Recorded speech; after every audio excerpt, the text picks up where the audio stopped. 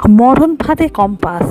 Star জলসার compass ধারাবাহিকটি এখন বেশ টান পর্ব চলছে।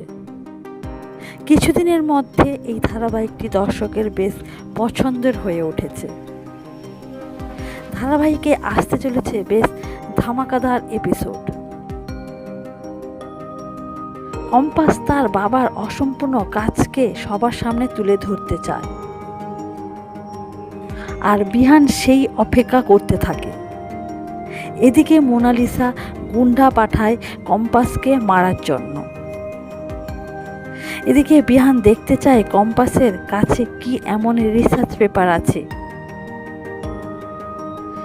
মোনালিসার পাঠানো গুন্ডারা কম্পাসকে মেরে নদীর জলে ফেলে দেয়।